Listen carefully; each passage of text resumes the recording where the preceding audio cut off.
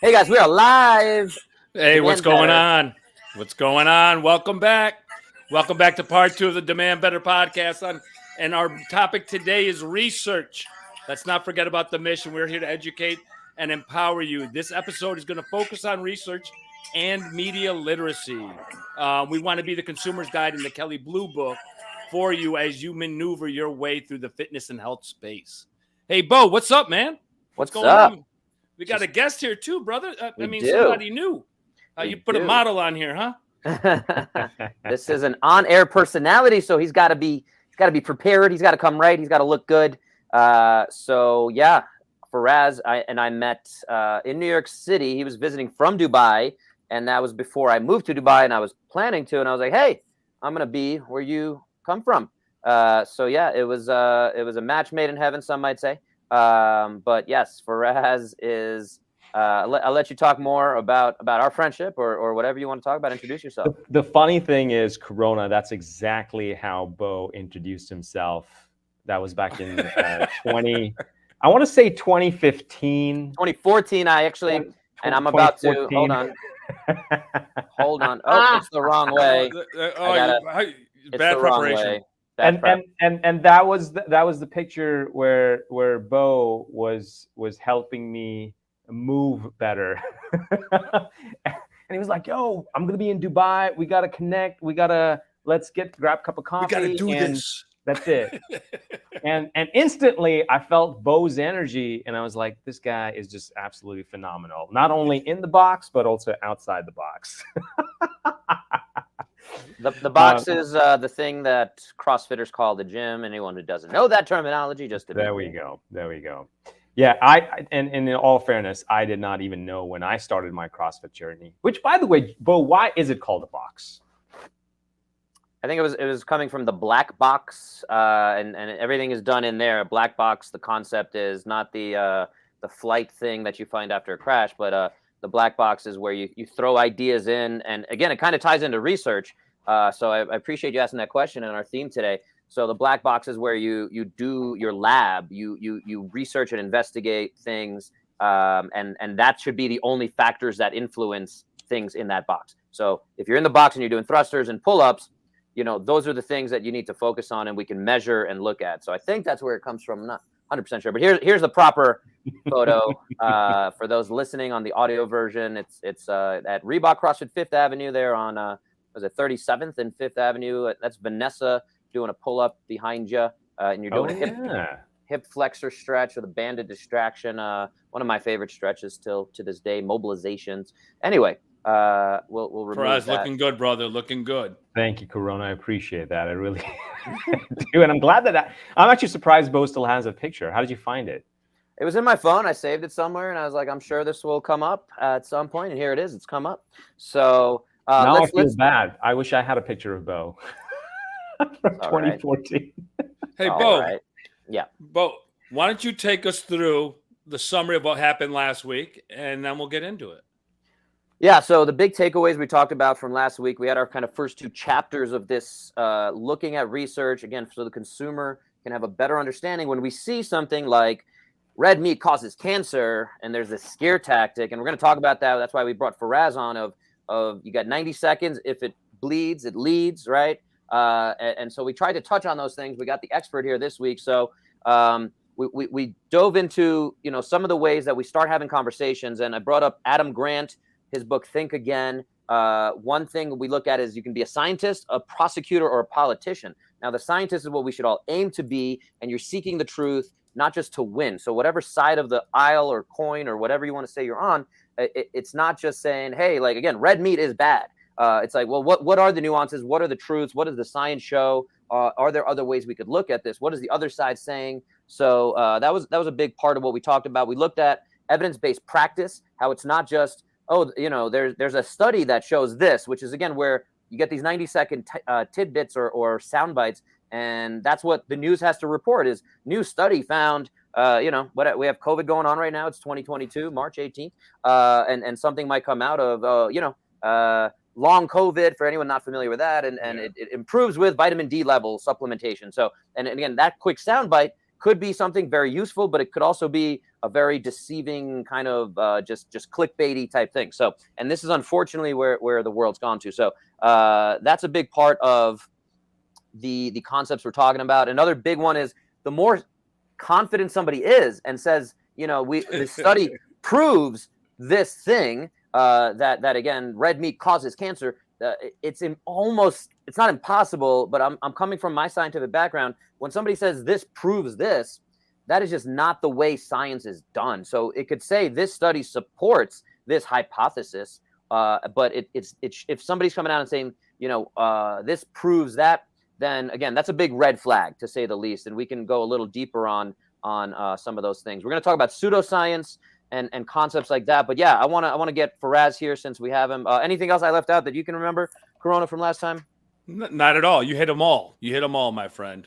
Yeah, we touched on echo chambers, avoiding shiny objects, the complexity of all this, and the hierarchy of research as well. So when you have expert opinion, that's actually at the very base and the lowest form of research. And then again, that three-part model, for anyone who missed last episode, is it's not just, it's 1/3 is what the actual research says. And again, that's a very difficult thing to synthesize, because real quick example of that is somebody was talking about intermittent fasting, and they said, I looked at all the studies on intermittent fasting, and I said, bull.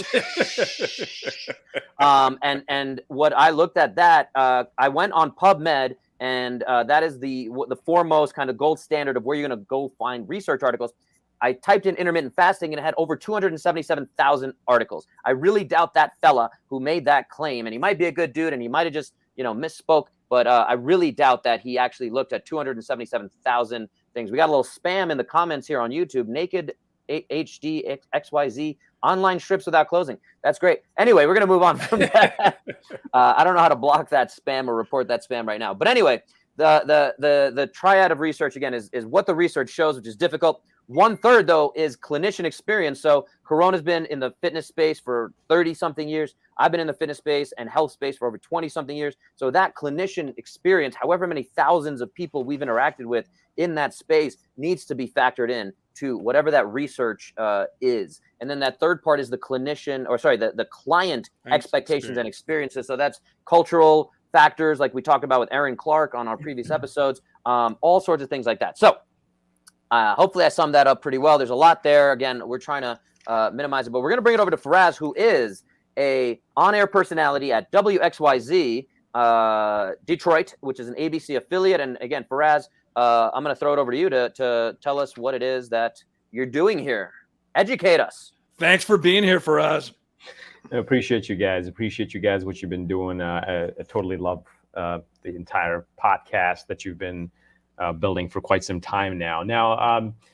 So as Bo said, I'm a journalist here in Detroit, a television reporter, and I basically work on news, bringing out information to people and letting them, whether it is anything that helps the community, being the voice for the community, being the voice for the unheard, also highlighting a certain trend. In this case, it'd probably be, for our purposes, is going to be more fitness and nutrition. That's what we're talking about. Now, I know Bo and I, earlier we were talking about how there is a lot of misinformation in our community. And when I say community, it's safe to say around the world pretty much. And I think more so over here in the US, that misinformation. Unfortunately, people think, us journalists are behind that, which is, I want to say for the most part, it's not true. I do want to say that I think as a journalist, all of us have an intent to give as accurate information as possible. We all strive to do that. We all work hard day and night to do that. And it's only not us journalists, it's also anyone who works in the newsroom. So whether it's our photographers, whether it's the producers, whether it's the executive producers, anyone part of that world, is always, their goal is to provide as accurate news as possible. Now, there are a couple of challenges when that happens.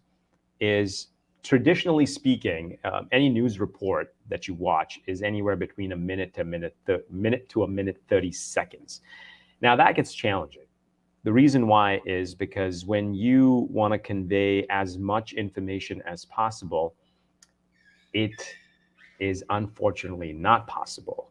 because we just have to pick the top 3 things and put it into a news report. If you're lucky, maybe you can include a 4th and a 5th, but anything beyond that, it's just hard to. And then on top of that, we are also on a time crunch. So what does that mean? That means we get assigned a story on.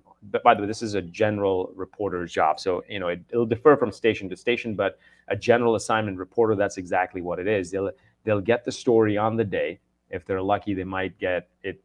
They'll be notified about it in advance. But generally speaking, it'll be given on the day, and then in the span of 8 hours, they will have to find. The people they need to speak to, an expert, and get a guest, so someone they can relate to with the public. All that needs to happen within a span of 3 hours, because then after that you have to go film, you got to edit. So it's not like we get 8 hours to do to find the guest and to find the expert. No, it's within those 3 hours we got to do that. So can I jump in real quick? Because again, I have the if it bleeds, it leads concept down below. And again, you being there and always whatever you're willing to share, we appreciate. Is we've seen the newsroom, show some versions of things on air. The morning show is another popular recent show. I don't know if you've seen either of those or been a fan of them. I guess the question then, since we have you here, and if you don't mind, is how accurate are those in terms of the depiction of, we're not putting that story on because it's going to offend this person or our sponsors, or also like, are we looking at the ratings and is this story going to give us bigger ratings? So if you can riff off of that. So, I'm not trying to say that this is exactly what happens at WXYZ or Channel 7. I'm just speaking generally, because keep in mind that I have an international experience as well. I've worked in newsroom in Dubai, and now I'm working here in the US. So generally speaking, it's a very similar atmosphere, because, once again, the goal is to provide as accurate information as possible to our viewers and provide them as fast as possible. Because remember, now that competition element is there. So you can't really sit on a news and hash it out while another station breaks it. So that element is there because we have to be as quick as possible in providing that information and as accurate as possible. So newsroom, the morning show, there are a lot of similarities in and that's why I think I actually like both of those shows, because it kind of like, wow, that's so surreal. That's what I went through the other day. And I think this is exactly where the problem lies, is because of those time constraints, because of those deadlines, there's that rabbit hole where things get lost. And if we're looking for an expert, how many times, and this is just generally, I'm just saying this in a general sense, how many times have we really gotten a chance to vet that expert? So maybe, for example, if we're talking about Game Changer, the documentary, maybe this expert is really pro-veganism or pro-vegetarian, right?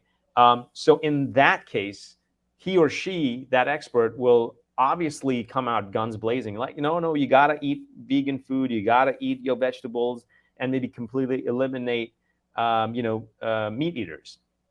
So let me jump in real quick, because speaking of you mentioned time restraints, and we do have a caller actually joining us in a second. But the really interesting thing here, and I'm gonna put like a 2-minute cap on your response, and if that's okay, just for the sake of our time, is what you're talking about in this.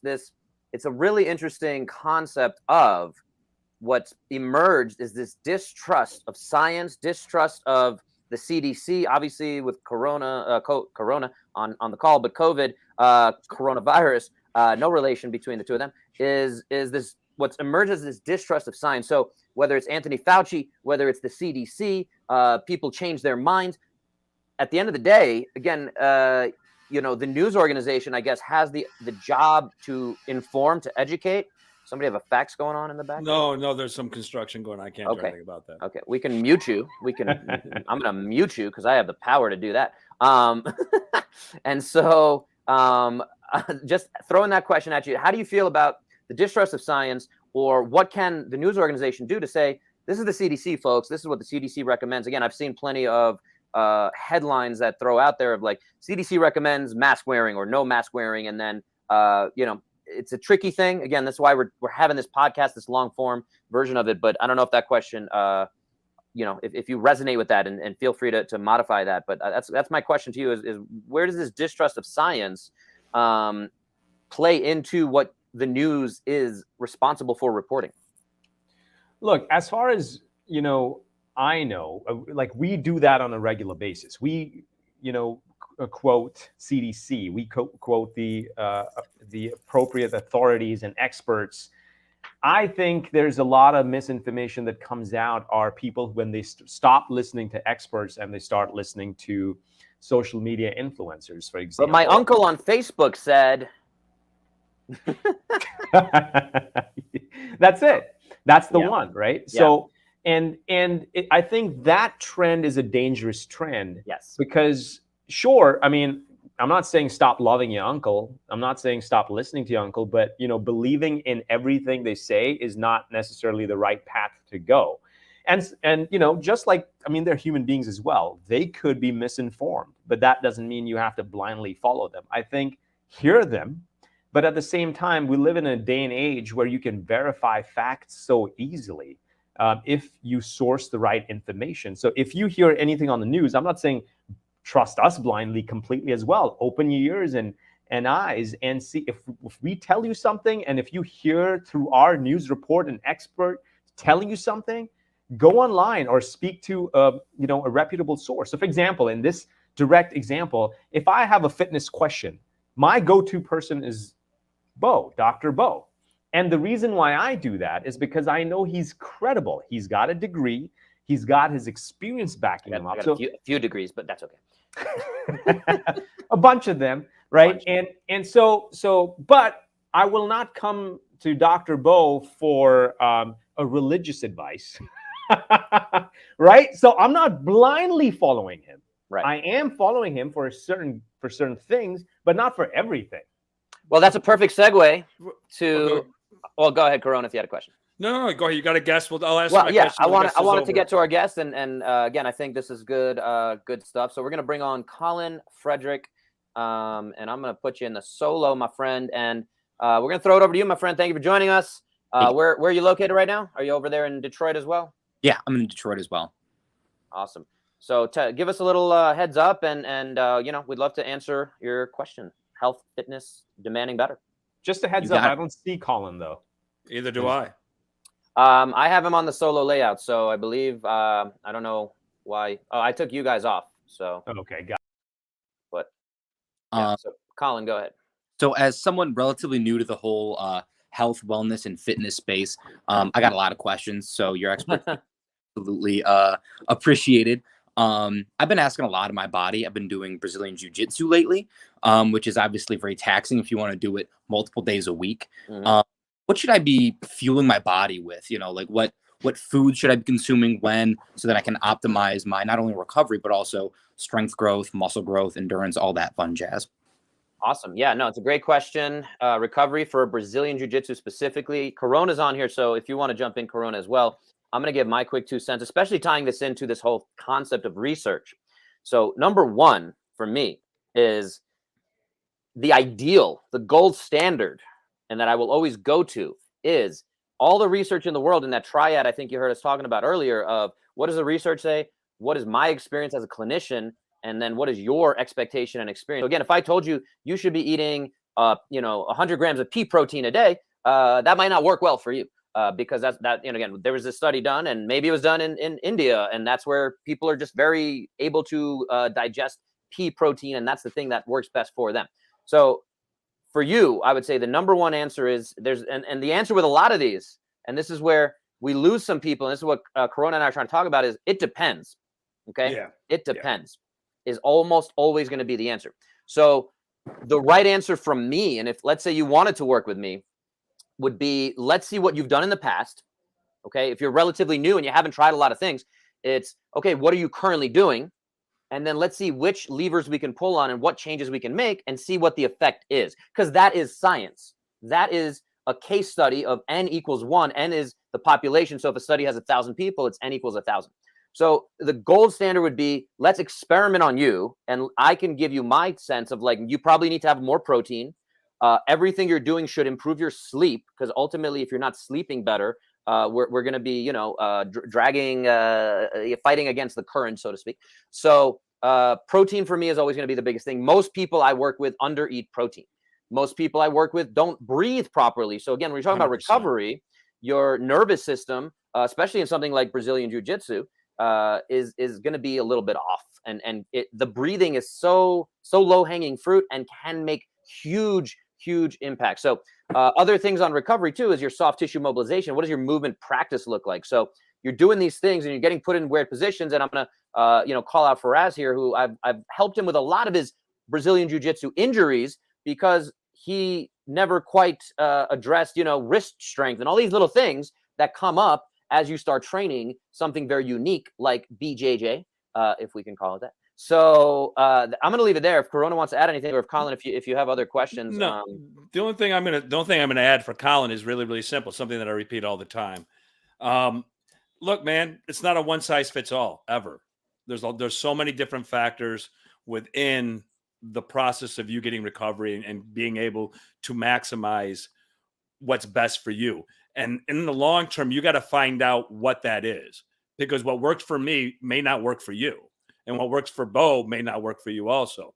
So this is kind of like, you're your own push, you know, your own test dummy, in the sense of you actually are going to put your body through things and find out how things work. I can't say anything more than what Bo said. You know, the mobility aspect is huge. The sleep aspect is huge. And yes, most people that we do deal with do not eat enough protein. It's very that simple. And protein, just to be really clear on that, and what the science shows, the basic recommendations, coming back to our theme again, is for general maintenance of human living, you should be at about 35% of your body weight. So I don't know how much you weigh, or if you want to share how much you weigh. I'm like 155, give or take. Oh, you're small. You're small, man. You're a small man. You look very tall on camera. Yeah. You look huge. Good angling. I'm gonna make the math simpler though. I'm gonna make it 200 pounds because that's close. I'm a little under that, but I'm gonna make it just so the math is simpler. So 35% of 200 pounds would be 70 grams of protein. An egg has 6 grams of protein. So just as a reference point, as basic maintenance, again, some things that the government puts out there, 35%. My minimum that I tell people as an athlete, at a minimum, you should be getting 70% of that. So I'm actually going to use this for you. And I'm going to calculate 155 times 0.7. So you should be getting 108 grams of protein a day just for basic survival, like maintenance of muscles, let alone you're doing an hour of intense activity as you progress. So that goes closer to 150 grams of protein. And again, the only way we're going to really play with that is see how you feel being active with that, and also making sure that you're going to stick to it. So what do you have in your fridge now? Again, this is where the individualization and you know, personalization comes into it. So those are kind of the really big broad strokes that we're going to paint. So if that does that make sense for you? Is that good for you? Yeah, absolutely. It's always a good reminder, especially the mobility aspect, because I think that's something that, like, if you got back pain, like I've had for years, I've worked in news and I've had a bad lower back. Mm-hmm. You know, you hold that camera up there, that's 25 pounds, right? You know, that's getting you real off center. And over the years, the way I dealt with it was just by avoiding it. And I didn't realize that what I needed to do at the time was strengthen it, give it that mobility, and give it the things that it needs that I just wasn't giving it at the time. And like you were saying, it's all individual. Like right now, I got myself some Wheaties with some protein powder and I love hearing what you guys have to say, because it makes me feel like I'm on the right track. And it's absolutely individual and making it work for your life, you know, because I can't expect anyone else to live this kind of lifestyle, you know, because this is what works for me. You know, it may not be what works for you guys or for Roz or, you know, your grandma or someone like that. Absolutely. And I mean, I have some very strong opinions about Wheaties that I'm not going to share right now. But just for the sake of time, do me a favor. Don't disrespect the people who come on. Okay. You called him a dummy. I mean, I know I didn't call him a dummy. I would never call Colin a dummy. That's you called him a test dummy. I mean, you could have chosen very different language. That's okay. Colin, we appreciate you being on. Test dummy over lab rat all day. There you go. So we appreciate you being on. We're gonna jump back to Faraz, and we're we're going to send you a free mug or something. I don't know. No, we don't have mugs. We're going to throw Faraz back on. Faraz, you have another caller, Kayla Rose, is it? That's right. That should be Kayla. Yeah. Okay. So do you want to Let's jump into Kayla's question and see what you got. Yeah. All right. Thank you, producer Faraz. That's right, Faraz. Keep helping us, baby. So Kayla Rose, welcome. Hey, nice to meet you guys. Hi. Nice to meet you too. So tell us what we can do for you. What is your question? So my question today, I do CrossFit as well. I just started, I guess, be about 3 months, been going pretty consistently. I've done strength training in the past before, more traditional programs, but I'm finding CrossFit's very different from just a traditional, I guess, strength training program, a lot more dynamic. You're moving a lot, like all the machines that I wouldn't normally use, rowers, climbing ropes, doing more than just pull-ups over bars. All that's brand new. And I was just wondering, can I use anything in a traditional strength program to get better at CrossFit? Because it seems like it's so much more like even you'd have to be kind of like a power lifter. There's a lot more power movements, and plus the cardio is a lot different. It's a lot more intense. You would normally do I guess a dedicated power movement workout, like sprinting or something, to get better at that. So I'm just kind of curious, what can I use from a strength training program, if I should be using that at all, to get better at CrossFit? Well, first of all, you look very, very young, Kayla. So You're talking to an old guy who's in his 50s. So that's number one. Number two, from my perspective and what I do, they can supplement one another for sure. Okay. That's one thing. The second thing is where I'm at the stage in my life and when I look at things, I look to counteract what I do physically on a given day so I can keep my body in alignment. So if I'm seated all day, which I am not, I'm going to do more mobility work. I'm going to strengthen my hip flex. I'm going to stretch my hip flex or stretch my chest and make sure and do things that are going to add to me having more longevity throughout my day. Bo, on the other hand, is a CrossFitter. But the one thing about Bo that I will say is that Bo has done both. At this stage in my life, I'm not doing CrossFit by any stretch, and I'm not a big fan of CrossFit. There are aspects of CrossFit that are okay. If you missed the episode, Kayla, we just did an episode called "Corona Thinks CrossFit Sucks." Yeah, I wasn't a big believer before I started going. Now I'm having more fun. So no, that's great. And if that's what works for you, I'm a big fan of whatever works for you and what you find is best for you and that you can excel in. I'm not a one size fits all type of person. It's each person's individual, but there's certain things that aren't individual. You still have to do the mobility work on a regular basis. And you have to, like Bo said earlier, we need to learn how to breathe better as people in fitness. As humans in general. So I'm gonna throw in real quick. So yeah, I would encourage you to go check out the CrossFit Sucks episode, where I would say Corona lost. But that's just, hey, my biased take on that. But the same answer that we gave Colin, I don't know if you heard the entire question. I know you jumped on at some point when we were talking to Colin, is a same kind of answer. Is there as Corona kind of alluded to, any of these answers are going to be, it depends, because there's all sorts of other factors, which is why research comes back to that topic of it's very difficult. Because to say Kayla, improved her fitness X amount over whatever period of time, and then Faraz, who's been doing CrossFit for some time, he only improved, let's say you improved 10% over the course of a year, and Faraz only improved 5%. But then are we looking at where was he? What other factors do you have going on in life? So all these things. The other part, though, to your question, I think more specifically, is you should get assessed. So that's one of the beauties of CrossFit, is it has every workout. We have our baseline or our girl workouts. There's Karen and Fran and Grace and all these things. And you have a score on all these different data points.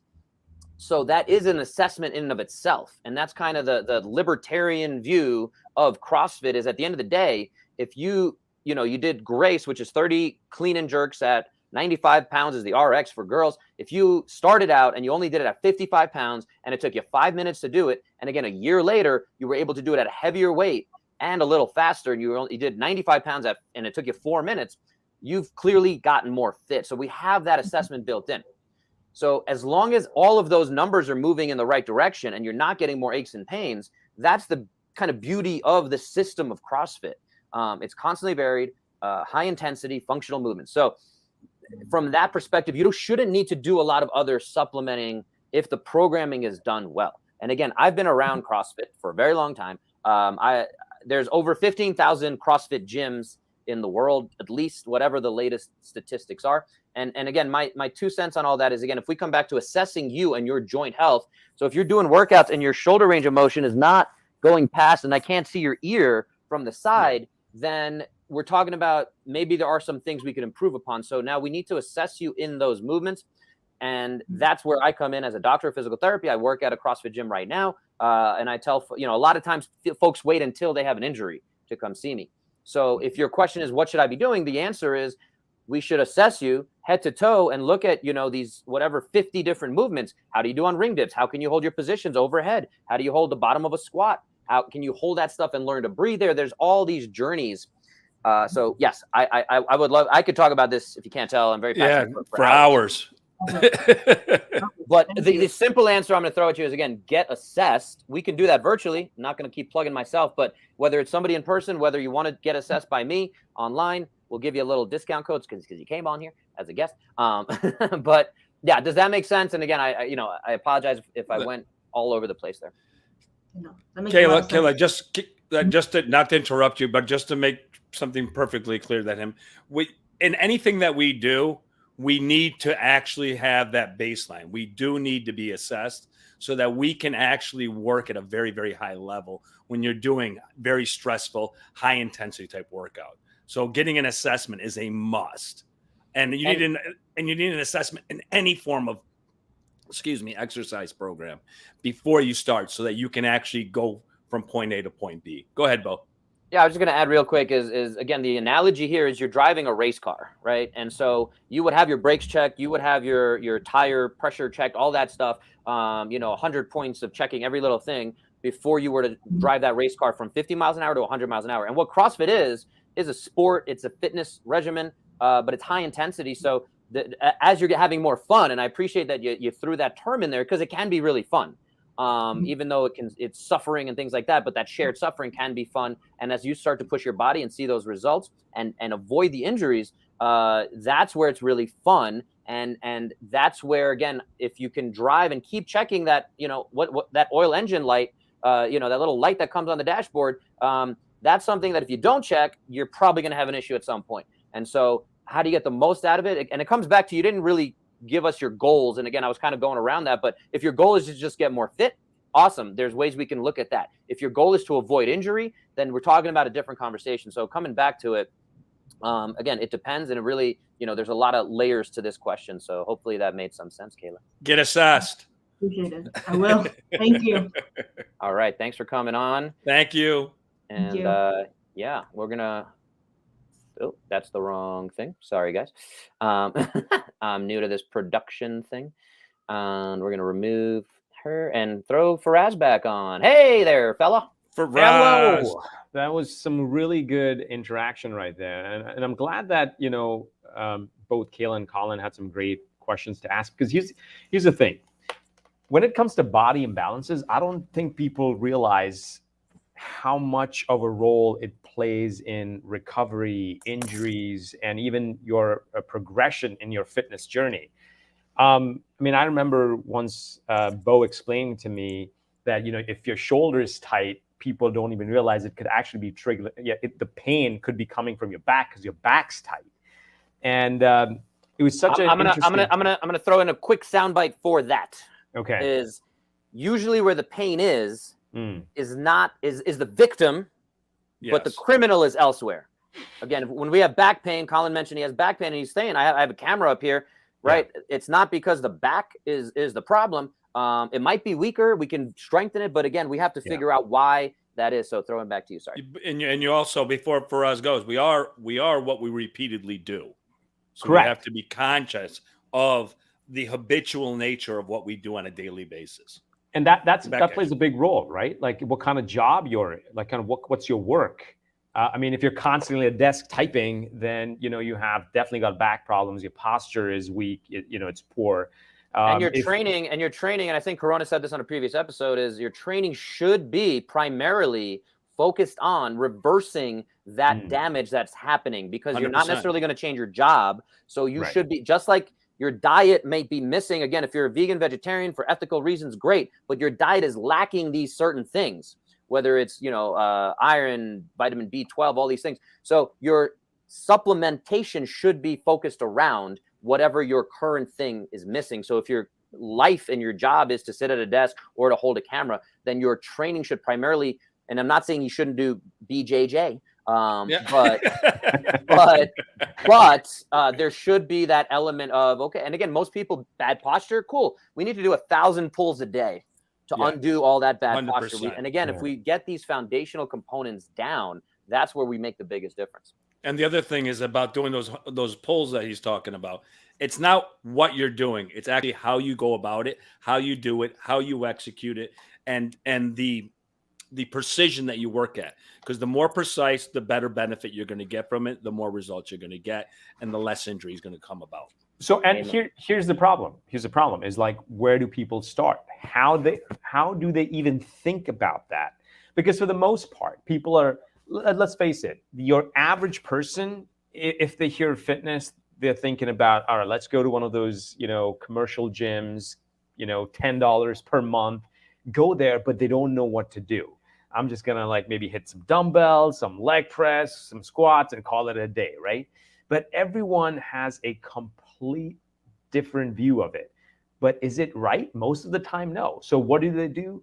They'll probably look at some influencers. They're looking at their page, and they're probably lean, mean fighting machine. But it's not, if they're in their video, in their 10-second video or a minute video, if they're showing you how to do a bench press and you're looking like, oh my gosh, this person's so ripped, they're thinking that's the way to go. But like you guys have said, if that works for them, it's not necessarily it's going to work for you. And you can get to that, but there are certain steps prior to, before you get to that stage. And I think that's where people go wrong, and they start believing that. And when they don't see the results because they never set the foundation right, then they abandon it. They're like, I can't do it. And that goes same for nutrition as well, by the way. But the problem is that we had it in another episode. What people are doing now is system training. You're applying a system onto someone instead of assessing that person and finding out what they need. And the more and more we go into places, if a trainer's not, or a therapist isn't assessing you off of inception, it's like building a house without plans. It's absolutely absurd. You have to find out where the problems are, and you have to counteract or counterbalance what they do daily so you can get back to a neutral setting. And when you go into gyms, they're not doing the assessment. They're throwing stuff at you. They're selling. Let's also add another thing to that, to that Corona as well. What are the chances of these people at the gym are actually qualified to do the assessment? Because that's another thing. There are so many gyms out there. At least I know, for example, like I know when I was in Dubai, I know a lot of trainers who just had their basic training certificate. They weren't qualified enough to do proper assessment.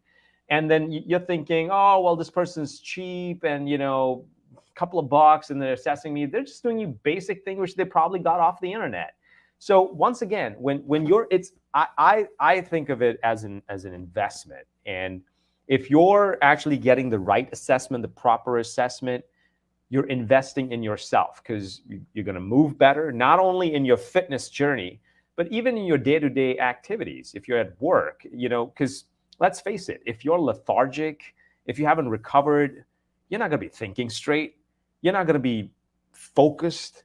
You're just going to be thinking like, when is this day going to end so I can jump back into the bed and watch some Netflix and grab some pizza? Essentially that's what it is. Yeah. So I'm gonna double, triple down on all that and say, again, that's my primary mission as a business, as a provider of health information, is I want to identify and assess every single person. I just offered both Kayla and Colin on our private chat here, online assessment that I'm trying to do. My goal is to do that on everyone. Just like you go to your doctor, right? It's very quick. It's very easy. Most people, and this is coming back to our science and research, is it's going to be hard to find a single system. And there are a few systems that do these assessments, but from a physical, head to toe, orthopedic, should I start exercise? Again, if you've ever seen any of these commercials, it says, check with your doctor before starting any major exercise program. So my goal is to be that resource to say, hey, you've cleared head to toe. I'm actually going to pull up, and Corona, jump in if you want, because I'm going to pull up a PDF here that I want to share with you guys. But listen, the assessment is the vital component to all of this. And if we're not assessing people and you walk into a gym and you're trying to get something to help you and you don't get an assessment, it could be a private guy who everybody knows. It doesn't mean that they know what they're doing. You know, the influencer, we talked about the influencer last time. There was a woman who was making millions of dollars who just got sued by the state of Texas because she never produced anything. She wasn't qualified. She wasn't qualified. She wasn't certified. She was the girl on Instagram who was in her 20s who looks great no matter what, you know, and she sold and now she's being sued. And this is happening, you know, often, I'm assuming, but it's not something I would look into. You have to do your research when you're looking for somebody to take care of your most important asset, which is you. Yeah. I also want to add another aspect I want to add to that is, you know, when you're actually looking for that expert, I think, and feel free to correct me, I believe find that expert in that field. So for example, if you want to correct your nutrition, will I go to a nutritionist that's at a hospital, or will I go to a nutritionist that does, you know, works with athletes? Because I'm an athletic person, you know, I do jiu-jitsu myself, I do CrossFit. And so my needs are completely different to a nutritionist who's sitting at a hospital who will just say, oh, just make sure you get a certain amount of carbs, certain amount of protein, certain amount of fat, and you'll be good. You know, just measuring that BMI index. I mean, keep in mind, according to just BMI, let's be honest, like a bodybuilder is technically supposed to have a heart attack any minute, right? Just based on the BMI. So that's another thing is, if you're looking for that nutrition advice, look for what exactly is your lifestyle all about. If you're an athlete, you should probably be looking for someone who's working with an athlete or with teams, with sporting teams who actually knows what an athlete needs or what the requirements are. Even better if you can find it in the same field. So if you're doing jiu-jitsu, find that nutritionist who works with, you know, jiu-jitsu athletes. And that's what we say on the back end of a lot of these things is the niches are in the riches. The riches are in the niches. I said that backwards. And so that's where it is. Yeah, for sure. And people who are willing to double down on being like, I am working with dancers or Brazilian jiu-jitsu folks, those are definitely the folks that are probably going to provide the best service for you, for sure. I try to be more of a generalist, which I think has its place and probably, again, is taking money out of my pockets rather than me saying, I'm going to work with, you know, CrossFitters or whatever, and really doubling down on that marketing. But that comes back to, and something that came up for me as we were talking, and Faraz and I talked about this before we came on here, is Faraz has close to 10,000 followers just on Instagram. I don't know how many you have across all the other platforms, but I'm getting close to 4,000. I'd like, you know, you guys go follow me on there. But he has almost 2.5, 3 times as many followers as me. So anything he posts, he's got a much wider reach, and he might have more engagement than me because he's more into the algorithms, into the metrics and all that stuff. So if he posts something about fitness, and he does post a lot about fitness, I've seen more people comment on his post about, hey, what do you think I should do for this workout or this nutrition, versus I'd like to think I'm a little more knowledgeable, but I don't have the marketing chops. And this is the thing with research, is most researchers and the scientists are not going out and putting themselves out there saying, I know what I'm talking about, you should listen to me, because that's not how science works. And again, the more certainty you have with these things, the less reputable you probably are. And again, if you heard our answers to Kayla and Colin, right? Colin. Colin. Yeah, if you heard our answers there, it was like, well, we're not like, you should eat 700 grams of protein every day and 300 grams of carbs. Like, it's not never going to be that much. I did come up with like a kind of thing of, yeah, maybe you should try that many protein. But that's the thing where it becomes a bit of an interesting match. And we are coming up a little bit on time, and I wanted to bring it all the way back to research, news, science. And so we covered a lot of cool things, and we had these cool call-ins, and I'm really appreciative of our folks there. I did want to share this since I had it pulled up real quick. This is my kind of assessment.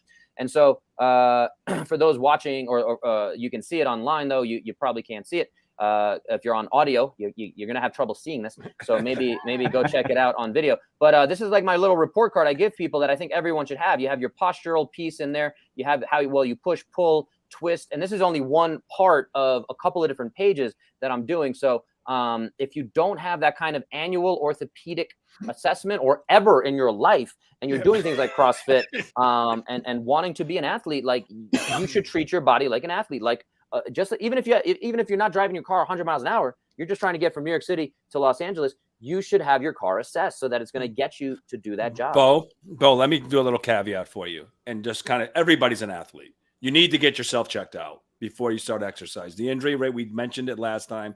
The injury rate for people who run is 90%. Period. It's 90%.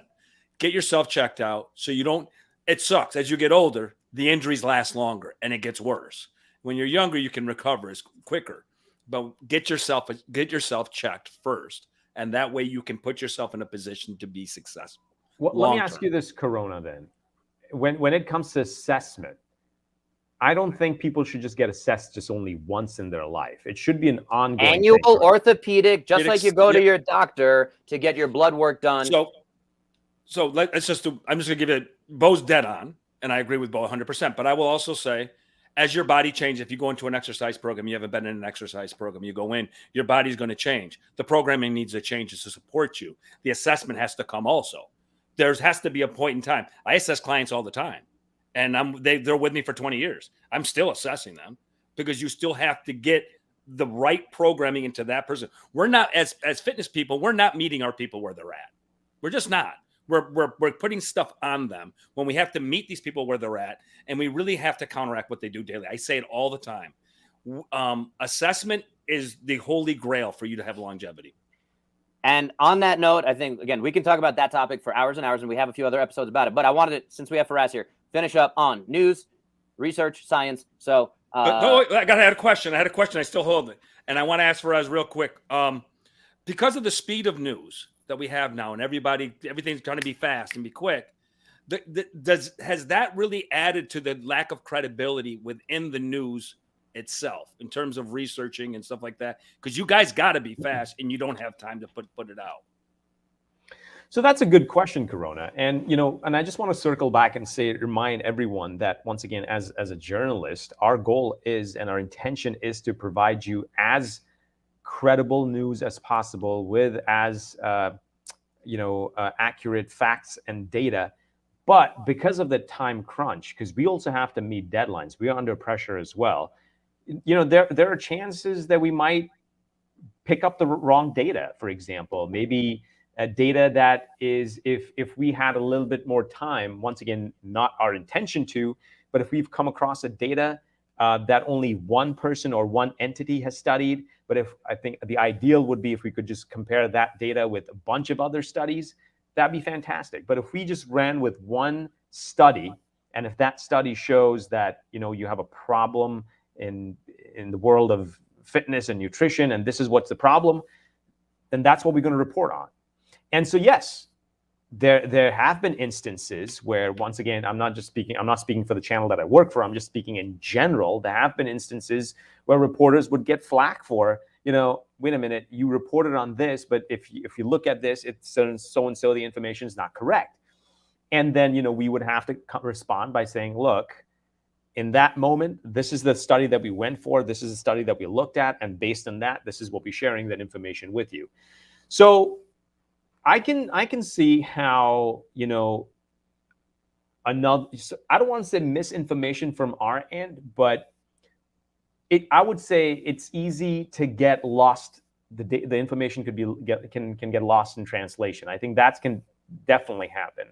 And yes, in the world that we live in, because we're competing with not only other networks, we're also competing with social media as well. There are a lot of times where we want to give out breaking news, but that news is actually already broken on social media platforms. So it's just like any other industry. We are also facing that world of competition as well, and hence the deadlines are tighter, hence the time frame is tighter. But here we are. This is the world that we live in. Yeah, man, we appreciate sharing. You're gonna go, Corona? Yeah, I just had one more question to really ask him. How we need media literacy in this country, period. We need media literacy.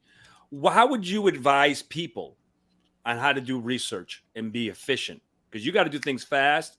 You got to get things out quick, not just fast, but got to be accurate.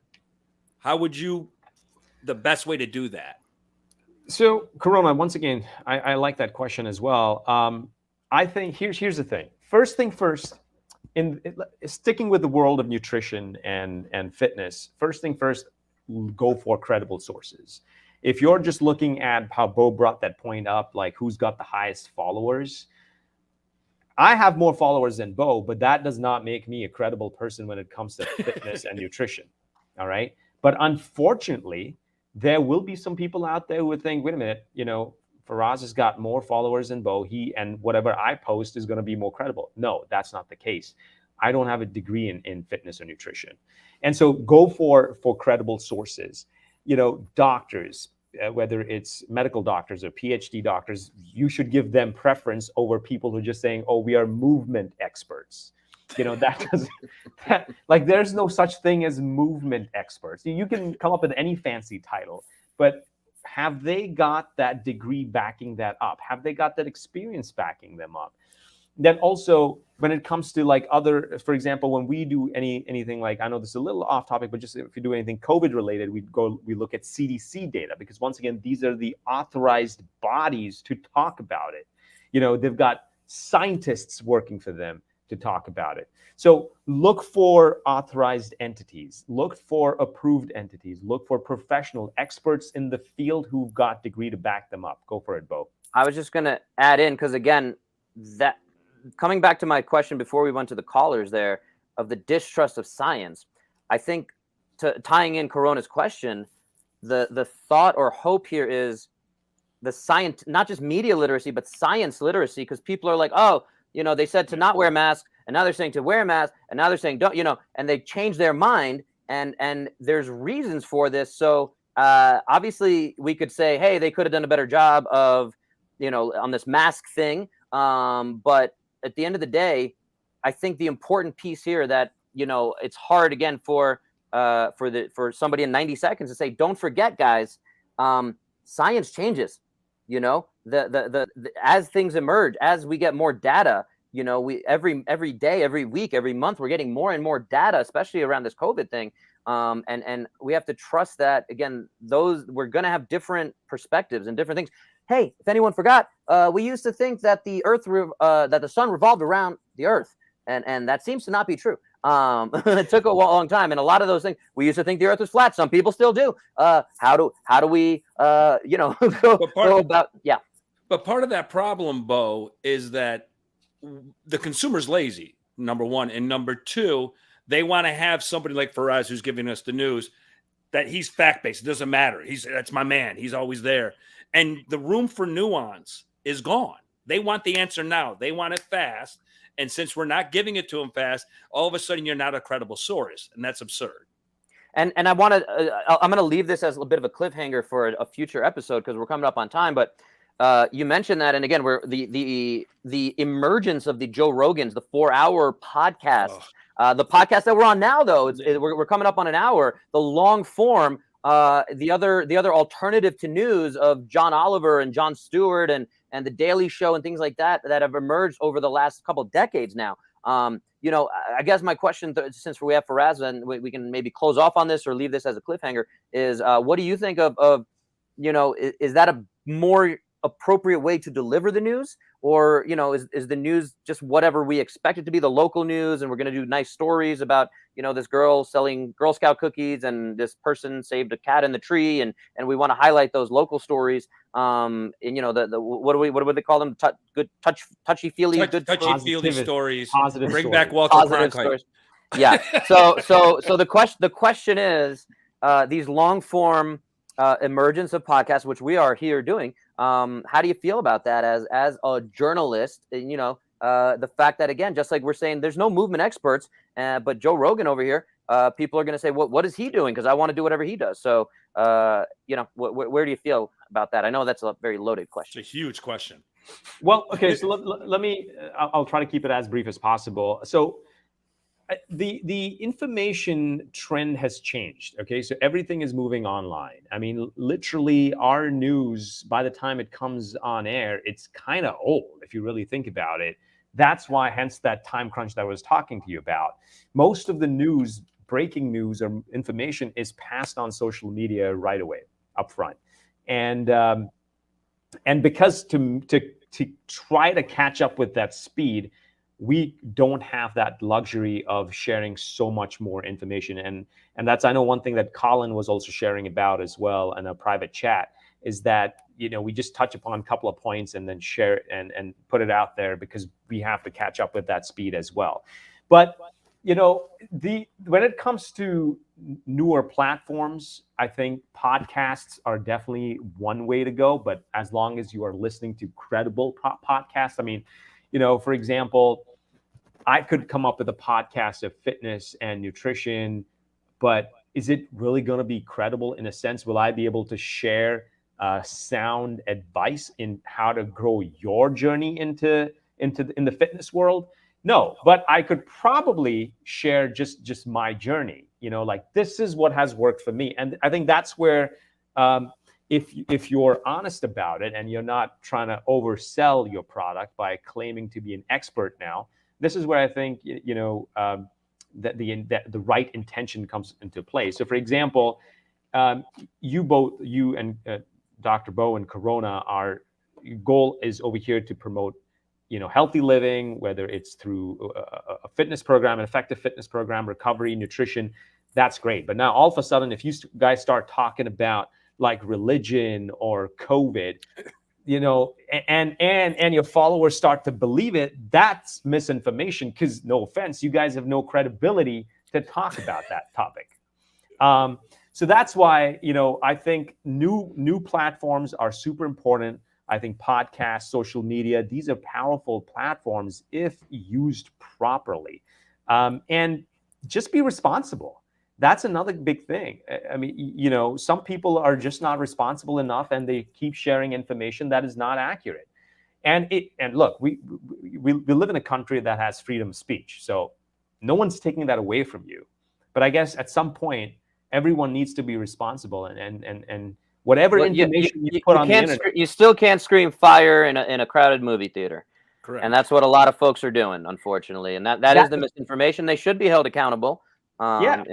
Yeah, I think they should be, and because at the end of the day, it's going to harm someone. I mean, like, if your word is not going to harm anyone, if it's just if you're just fooling around, that's a different story. But if it's going to harm someone in the long run, for sure, whether it's, you know, for COVID, if it's for the mask or vaccine, whatever your belief was at that time. I mean, I know the restrictions have gone down a lot more now when it was back in the days. But anyways, coming back to nutrition and fitness, once again, I would still say, even if social media and podcasts are the future for passing out that information, just be as a listener, listen to the ones that are credible. And how do you find that credibility? By making sure that they're experts in the field, they have a degree or they've got years of experience in it, so you know that they're credible. And B, if you are doing podcasts or you are a social media influencer, be responsible. I'm not saying don't share information, but share more on, if you're not an expert, then share more on, this is what works for you. And I want to touch base there real quick before we should wrap it up here. Is again, one of the red flags and the consumer's guide here, coming back to that, when folks say, here's the study we're basing that off of, and like, go look deeper into this study yourself, or I'm going to really give you a lot of information of, this was a study done on 30 college students, and they were all Cuban Americans. And so maybe Corona could say, hey, maybe that does apply to me to some extent. Not in my age bracket. Yes, very good. Whatever that is. So I do think that when studies get reported, again, and this is, you know, would love to go deeper into this. And as you guys can tell, we could probably keep going for hours, but we got to be respectful of everyone's time. Is when you throw out that study, again, red meat causes cancer. Let's go deeper in that. And what does that mean? And again, should I make a change based on seeing that? And this was a big thing there. Speaking of all that, breaking news is Deshaun Watson is going to the Browns. I just got my phone blowing up. So that's something. But but we're gonna wrap it up here, guys. I really wanted to thank Colin Frederick and Kayla Rose for coming on and sharing their questions with us. And of course, Faraz, for being on here. And I'll share here again. I appreciate all our years of friendship going back to 2014 with that lovely photo that we had there. Let's bring it up for good time's sake. Yes, sir. Well, I'm gonna pull that up as our closing thing. For us, thanks for coming, man. We really Of course, appreciate it was you. a pleasure. It was a pleasure. There he is. There he is. That's Much the one. younger, less good looking. This guy's getting better Look looking strong. as he ages. So yeah, guys, thank you again, everyone. And we're gonna call it there. Any closing thoughts from Corona? No, man. Listen, we're going to do another part of this, so we got a lot more There's to dive into. A lot more in there. Yeah. I just wanted, like I said, I just want to thank Faraz for being here and educating our base, because we're trying to empower everybody and be the consumer's guide. And it couldn't be done. We couldn't get this type of information without someone like Faraz. So truly appreciate you. And Colin in the private chat said Browns to the Super Bowl, baby. So clearly he's a little delusional, and we have to ignore everything he said. So he's not coming back on. He's not coming. No, I'm a Bills fan, Colin. I'm a Jets fan, so nobody cares. Anyway, Faraz, tell everyone where they can find you, go follow you, and check you out. Well, it's very simple. It's right there. Let me get this right there. Yeah, It's Faraz Javed. That's the one. That's the handle for everything. Instagram, Facebook, Twitter, YouTube. Make That's it simple. The place to go. Yeah. Make it simple. All right, we're gonna rock out with Kanye's little instrumental. And again, appreciate you guys. We just went over the hour. I've been watching The Genius on Netflix.